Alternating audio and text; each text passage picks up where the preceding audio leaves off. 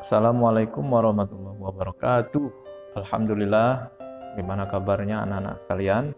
Kelas 7 MTS Hazanah Kebajikan. Mudah-mudahan pada sehat semua ya. Kita sekarang belajar tentang sholat fardu. Bagaimana sholat fardu? Kalau adik-adik buka LKS-nya halaman 26, 27.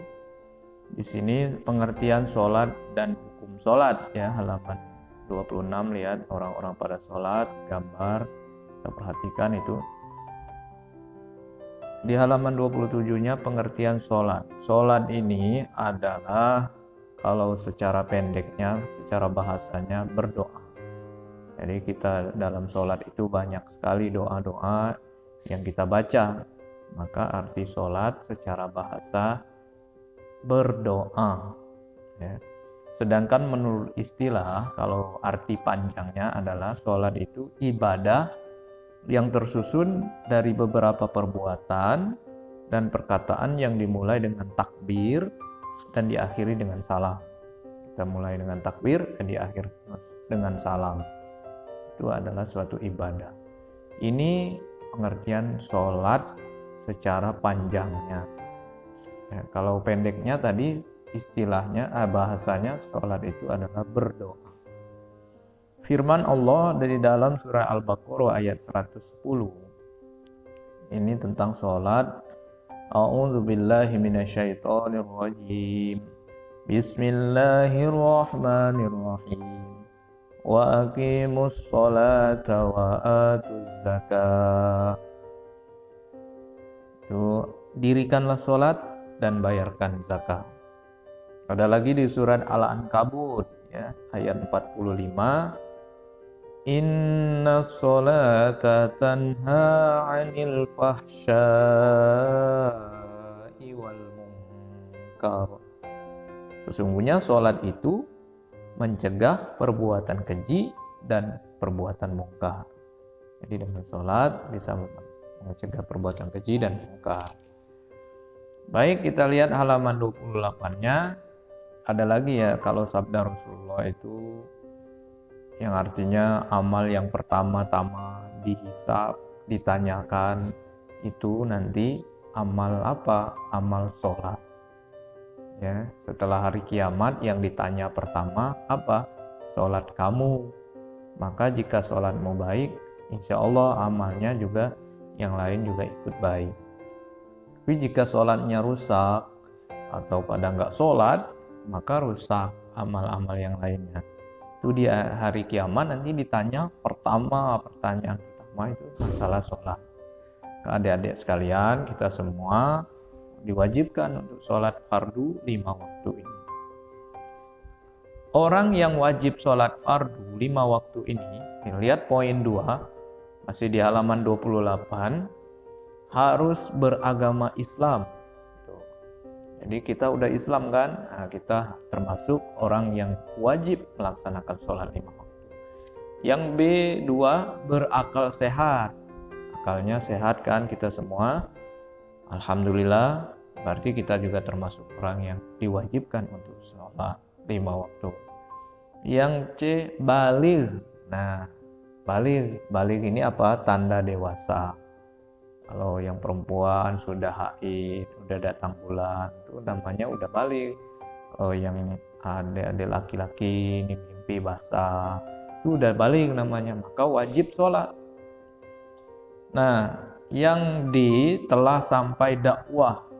Apa ini? Nah, setelah sampai dakwah ini, ajaran itu sudah sampai tentang wajib sholat, tentang harus sholat, itu sudah sampai kepada kita. Kita kan udah ada di TV mewajibkan sholat, ada di masjid kita mewajibkan sholat, ada pelajaran di sekolah mewajibkan sholat, sudah sampai kita ajaran tentang sholat.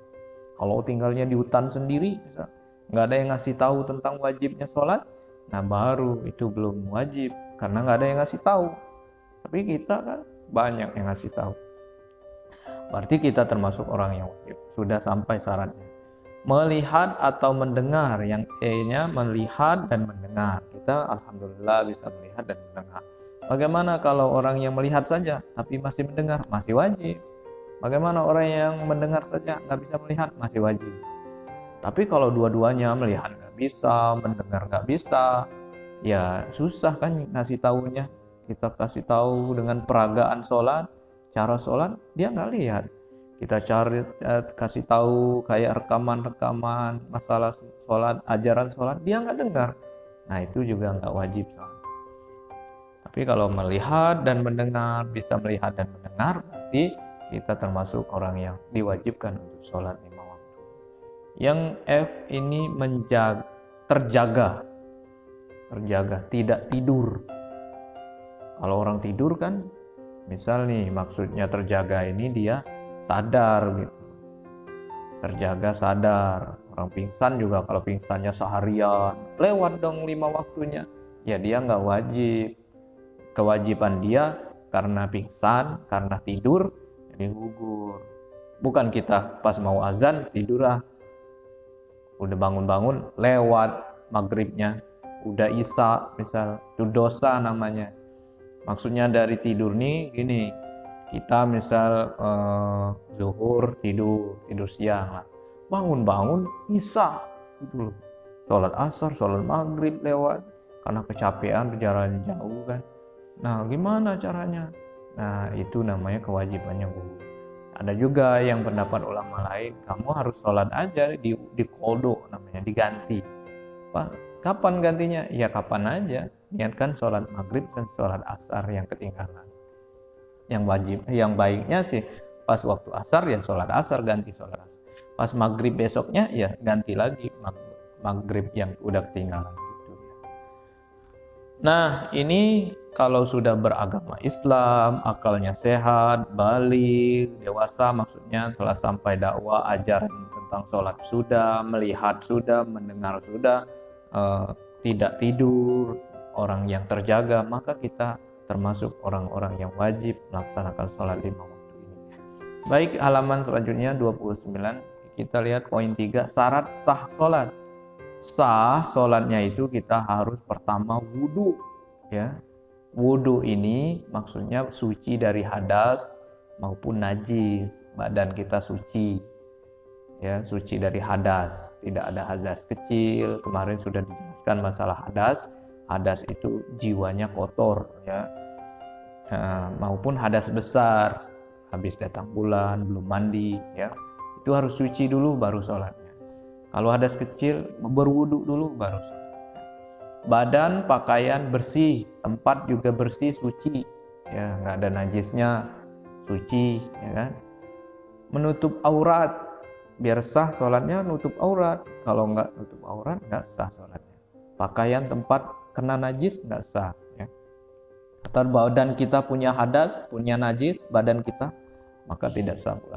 Menghadap kiblat, nah kita harus biar sah sholatnya menghadap ke kiblat. Wah, gimana kalau di tengah hutan nggak bawa apa-apa?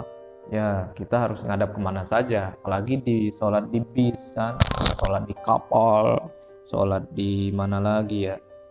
Yang kita nggak tahu, ya nggak apa-apa. Lihat matahari aja kalau orang dulu matahari condong kemana itu kita sholat ke barat ya condong. Rukun telah tiba waktu sholat. Nah, syarat sah juga selain menghadap kiblat, waktunya sudah masuk. Sholat zuhur ya maksud zuhur. Kalau sholat zuhur masih pagi, nggak sah kan? Yaitu, jadi waktunya pas, waktunya. Sholat asar ya waktu asar, gitu maksudnya. Baik adik-adik, mungkin kita dikit lagi ya. Kita lihat poin 4, ini rukun sholat 5 waktu. Yang namanya rukun itu wajib ada di dalam sholat itu, di dalamnya sholat. Pertama niat, harus berniat. Kalau nggak berniat, ya nggak sah. Niatnya mau ngapain nih orang berdiri gini? Kita niatnya sholat, maka usolli itu harus dihafali. Kalau nggak juga ya pakai niat bahasa Indonesianya dalam hati, ya. Tapi namanya juga kita harus pelajar ya, hafalin usollinya. Insya Allah adik-adik udah pada hafal. Dan insya Allah nanti kita pertemuan keberapa kita harus hafalin ini, setoran hafalan niat, ya kan? Nah, niat. Yang kedua berdiri jika mampu. Kalau mampu berdiri. Kalau emang sakit kakinya nggak bisa berdiri kayak orang-orang di rumah sakit, nggak apa-apa duduk. Duduk juga susah, ya kan? Pinggangnya sakit segala. Ya dengan berbaring, ya itu boleh.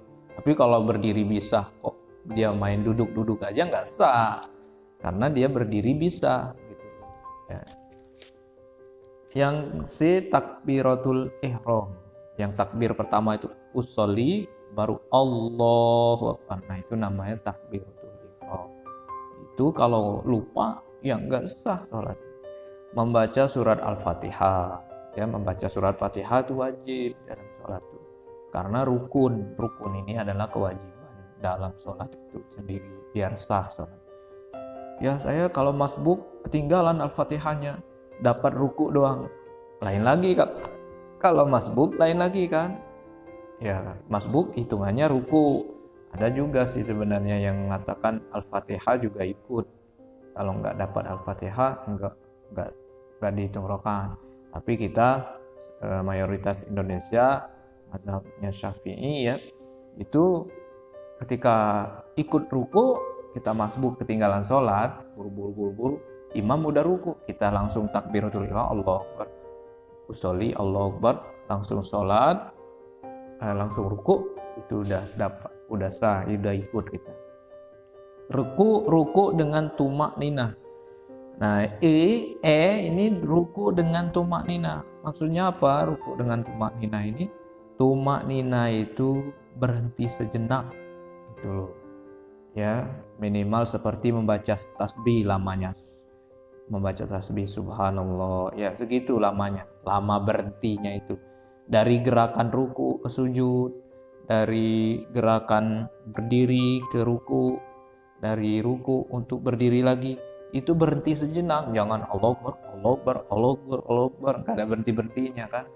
Kayak ayam matok apa tuh? Ayam matok makanan gitu-gitu. Harus berhenti. Allahu Akbar. Berhenti dulu. Pek. Udah sempurna. Sami Allahu liman hamidah. Gitu. Jadi ada pemberhentian tumanina. Kalau enggak berhenti-berhenti langsung aja gitu, itu enggak sah juga. Sujud 2 kali dengan tumanina. Sujud harus 2 kali kan? Sujud 2 kali dengan tumanina. Berarti Robbil firli wali daya kan berhenti. Jangan goyang-goyang maksudnya. Duduk antara 2 sujud dengan tumanina. Duduk antara 2 sujudnya ada. Kalau lupa beda lagi. Kalau ketinggalan, kalau sengaja nggak dibawa, duduk antara 2 sujudnya nggak sah.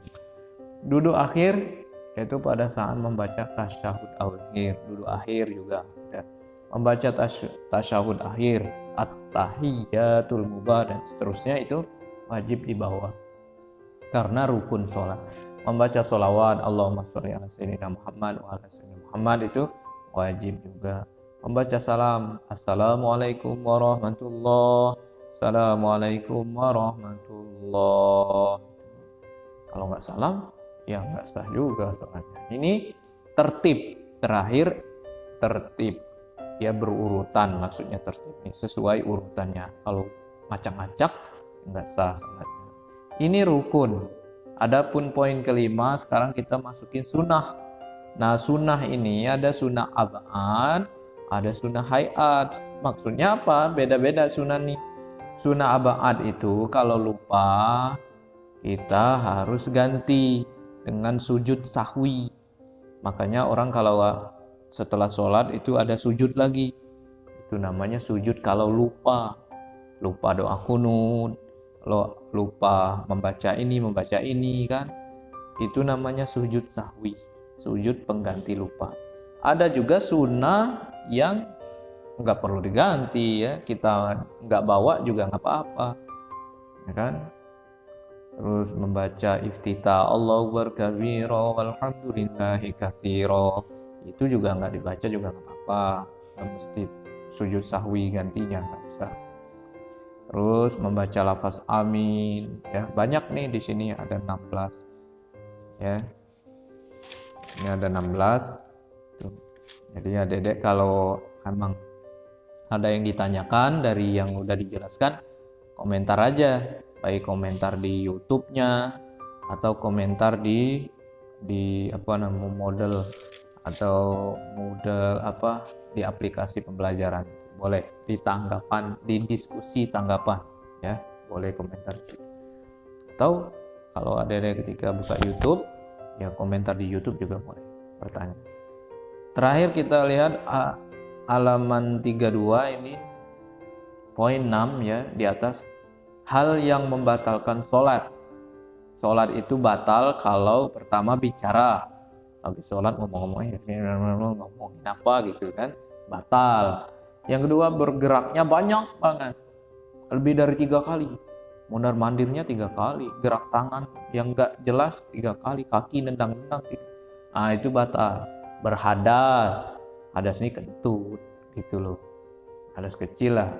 Kalau hadas besar misal BAB ya terlaluan, itu batal juga ya.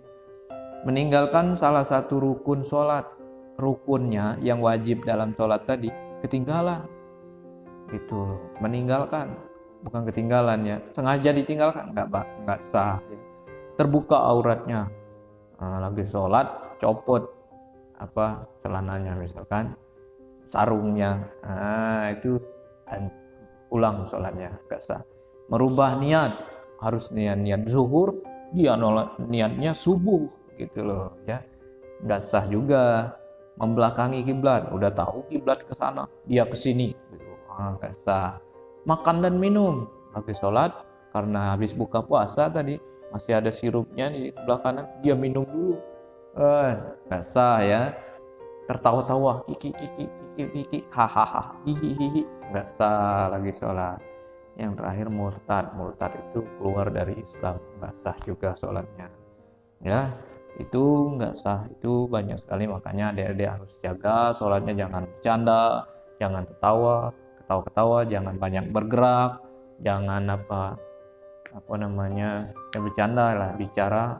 Biasanya kita makan minum jarang kan, cuma kalau ketawa, bercanda saling sentil dalam sholat misalnya, itu banyak tuh kita nggak sah sholatnya, harus diulang ya. Makanya kita kalau diulang-ulang itu dosa. Makanya kita kalau lagi sholat serius, khusyuk, kita kan menghadap Allah Subhanahu Wa Taala. Jadi itu saja yang bisa kita pelajari pada hari ini. Mudah-mudahan kita selalu orang-orang yang terus rutin sholatnya, tambah hari tambah baik ya, tambah hari tambah rajin sholatnya. Doain kedua orang tuanya, baik yang sudah tidak ada maupun yang masih ada, doain, karena doa kita sebagai anak tuh makbul sekali. Minta ampun buat dosa kita, minta ampun buat dosa kedua orang tua.